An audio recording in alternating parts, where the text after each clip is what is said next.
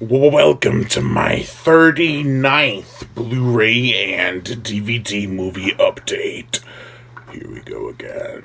It's been a while, like October 21st was the last time I did one of these, and I have 18 titles to show you guys, so let us just dive right in.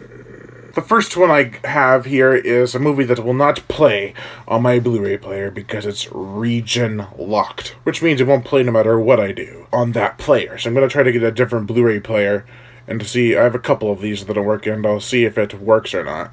If not, I will be furious because Amazon is selling these. It's weird that they're selling them in the US version of Amazon. But anyways, the film I have here is Five-Headed Shark Attack. Now, I love this movie. It's my favorite of the multi-headed shark series. I had the same problem with the Blu-ray for Sharktopus vs. Terracuda, which also angered me. And now that I have it with Five-Headed Shark Attack, it just sucks. Annabelle Creation. This is I don't want to say great movie.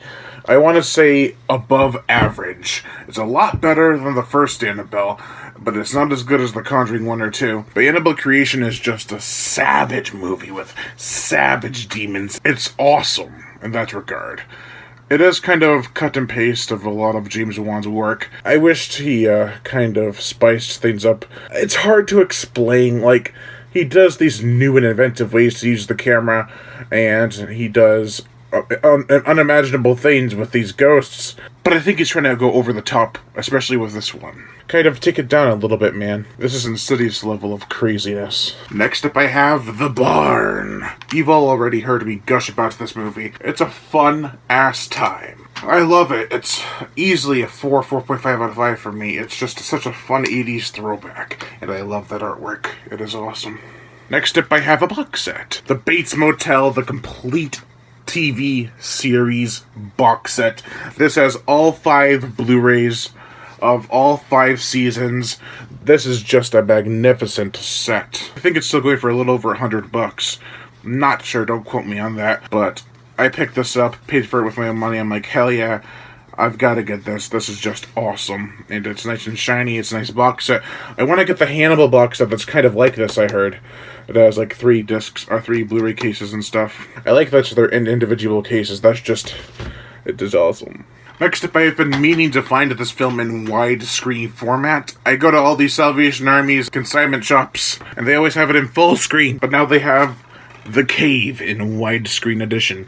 And thank God that the DVD is not scratched up. This is a movie I grew up watching very little. I had it, wasn't all that impressed with it. I'll try to give it a second watch, but it can't be that bad, can it? Next up I have the sequel to Dead in Tombstone. This is Dead Again in Tombstone. This is the sequel that stars Jake Busey and Danny Trejo, and it's just awesome just for that. They're both awesome actors. I haven't seen the first one, but I've had it for a long time, and I thought if I want to get one with a slipcover, I'll have to get it very quickly. So I picked this up for like $8 on Amazon when it was on sale. So that's cool. Then I have Death Sentence. Speaking of James Wan, this is from the director James Wan. It was after Saw and Dead Silence, and he was at the point where he was making graphic movies. Not so much anymore, but I wouldn't say graphic. Saw's not that graphic, Dead Silence isn't that graphic, but I heard that this was violent as hell. I have a copy of, a really bad copy, of Death Wish, and I plan to get a better conditioned one, but it's not that bad. But the sequel to this is called Death Sentence. So, be that what you will, hopefully this is a vigilante movie, and hopefully it's just fucking awesome. Then I have a movie I've been meaning to get for a very long time, and that is the Fright Night remake on Blu-ray. It's a Blu-ray and DVD combo pack. I have the DVD, but now I got the Blu-ray, which is awesome. This movie is just awesome. I was on a podcast or live stream with Cecil Laird from The Horror Show, and we gushed about the Fright Night, the remake. It is an awesome remake. I can't wait to review this series and the Lost Boys series and Near Dark, a lot of 80s vampire movies, because they're fucking awesome creatures. Not as cool as werewolves, though. Next up, I have a Vestron video release, The Lair of the White Worm. It's based off a novel by Bram Stoker. I've heard that this is really weird, but it can't be that bad, can it? I mean, it's awesome. It's got a snake on the cover, even though the title says Lair of the White Worm. Then I have Life, starring Jake Gyllenhaal and Ryan Reynolds. I heard decent things about it. I heard it was better than Alien Covenant, and I do not hate that movie, it's just I don't love it. I hope to like Life even more. And also, speaking of the Lost Boys from before, I have the third and final installment now on Blu-ray, Lost Boys: The Thirst. I have all three on Blu-ray now. I have all three on DVD as well. This has more special features and stuff, and I like it more than the second one, which is not that great, and I love the first one. I picked this up recently. This is Mr. Brooks. I got this at a consignment shop, and I'm quite surprised, because I remember hearing about this back in 2007, but never seeing it. Anyways, this has strong, bloody violence, some graphic sexual content, nudity, and language. So that's interesting. Yeah, it's got Demi Moore, Kevin Costner, Dane Cook, and William Hurt. It's a crime movie. Next up, I got this for $10 on Black Friday. The Mummy. I heard this was shit, even compared to the Guilty Pleasure 1999 version. So that's saying something. I've heard that they ended this universe, which sucks because I think they have so much potential. Then I have The Other Side of the Door. Now, ignore this little circle right here because it came with like one of those things you peel off, but this is the Blu-ray and DVD combo pack. It looks pretty cool. It's directed by Johannes Roberts. He directed 47 Meters Down, aka In the Deep.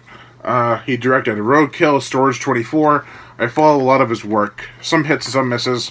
Hopefully this is a hit. Then I have the third and so far final installment in the Planet of the Apes prequel trilogy. War for the Planet of the Apes. I haven't seen it. Do not spoil anything. So I think I've already been spoiled by reading a comment someone made, and I was pissed. That brings me up to another topic that I can't stand. When people are like, oh, the movie's 20 years old, we can spoil it. If you haven't seen it, that's your fault.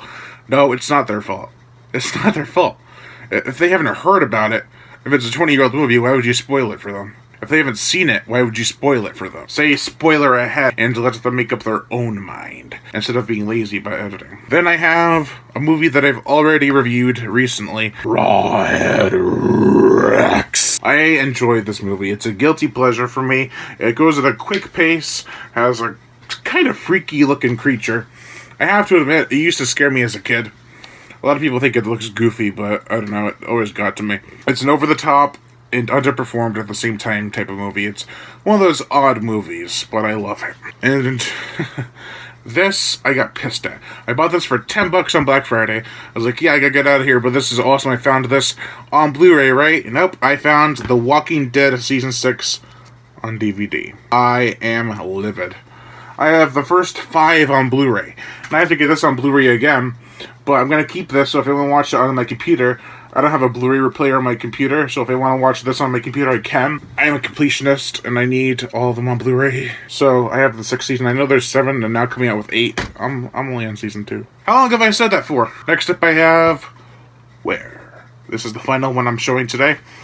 This is from the director of The Devil Inside, which was not a great movie, and I don't know, it's about a werewolf guy, like a hairy guy. I don't know if it's officially a werewolf movie, but it's called Where, not Werewolf. Lion Brian Gatto, host of Forest Entertainment. Make sure to like my Facebook page in the description below to leave comments and subscribe.